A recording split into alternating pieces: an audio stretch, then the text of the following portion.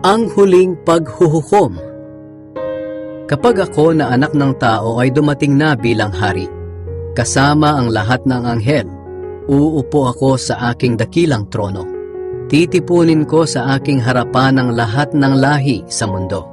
Pagbubukod-bukurin ko sila, tulad ng ginagawa ng pastol sa mga tupa at kambing. Ang mga tupa na walang iba kundi ang matutuwid ay ilalagay ko sa aking kanan. At ang mga kambing na walang iba kundi ang masasama ay ilalagay ko sa aking kaliwa. Pagkatapos bilang hari ay sasabihin ko sa mga tao sa aking kanan, "Halikayo kayong mga pinagpala ng aking ama. Manahin ninyo ang kahariang inihanda para sa inyo mula pa ng likhain ng mundo. Sapagkat nang nagutom ako ay pinakain ninyo ako, at nang nauuhaw ako ay pinainom ninyo. Nang naging dayuhan ako ay pinatuloy ninyo ako sa inyong tahanan, at nang wala akong maisuot ay binihisan ninyo. Nang may sakit ako ay inalagaan ninyo, at nang nasa kulungan ako ay binisita ninyo." Sasagot ang mga matuwid, "Panginoon, kailan po namin kayo nakitang nagutom at aming pinakain, o nauhaw at aming pinainom?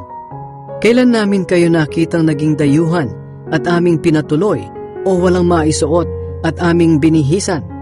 Kailan namin kayo nakitang may sakit o nasa kulungan at aming binisita?"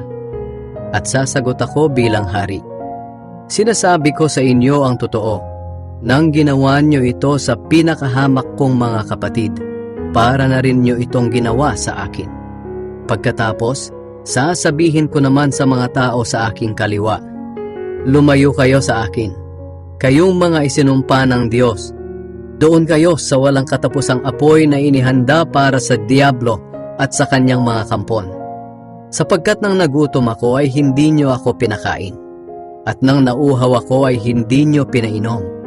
Nang naging dayuhan ako ay hindi niyo ako pinatuloy sa inyong tahanan, at nang wala akong maisuot ay hindi niyo binihisan. Nang may sakit ako at nasa kulungan ay hindi niyo ako inalagaan."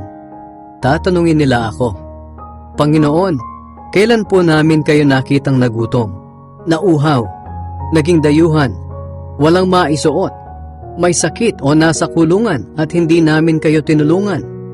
At sasagot ako bilang hari, "Sinasabi ko sa inyo ang totoo, nang hindi ninyo tinulungan ang pinakahamak kong mga kapatid, ako ang hindi ninyo tinulungan.